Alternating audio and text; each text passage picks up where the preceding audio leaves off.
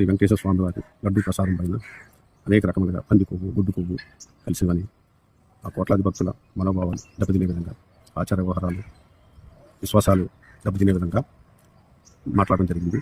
అట్లాగే మేము వెంకటేశ్వర స్వామికి అత్యంత భక్తులు.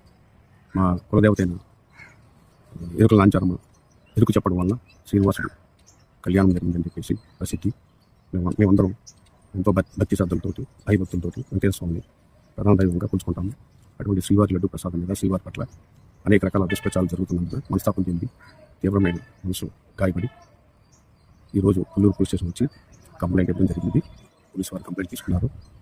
సిఐ గారు వేరే బందోబస్తు ఉన్నారట. ఎస్ఐస్ మాట్లాడారు. దాని మీద లీగల్గా ఏమే చర్యలు తీసుకోగలమో చూసి చేస్తామన్నారు. అక్నాలజ్మెంట్ ఇమ్మని అడిగాను. అది మేము తర్వాత చూస్తాము అన్నారు. సిఐ గారు వచ్చేంతవరకు వెయిట్ చేస్తామని చెప్పాను. వద్దులేండి, మీరు వెళ్ళిపోండి, వెయిట్ చేయడం తర్వాత మేము చూస్తామని ఆ అక్నాలజ్మెంట్ ఇచ్చిన కాపీ కూడా ఎస్ఐ గారు తీసుకోవడం జరిగింది. ఎవరెవరు మీరు ఫిర్యాదు చేశారు?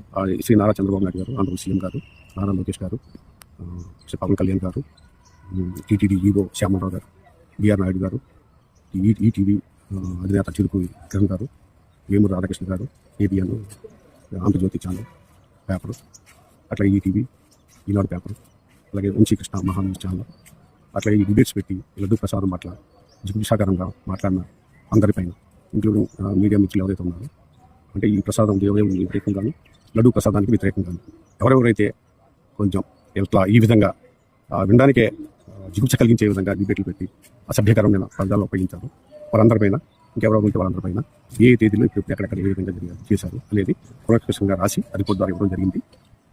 దాని మీద లీగల్ యాక్షన్ తీసుకుంటామని పోలీసు వారు చెప్పడం జరిగింది. బట్ అక్నాలజ్మెంట్ మాత్రం ఇవ్వడానికి నిరాకరించారు.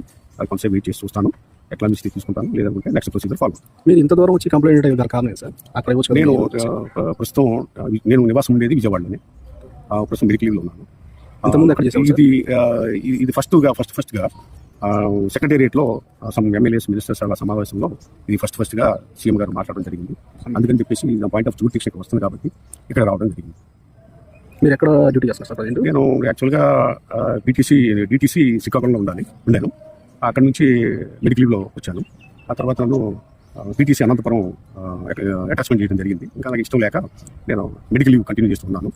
ఈ సందర్భంలో ఇవన్నీ చూడడం వల్ల తీవ్రమైన మనస్తాపం చెంది నా మనసు గాయమై ఈ కంప్లైంట్ ఇవ్వడం జరిగింది.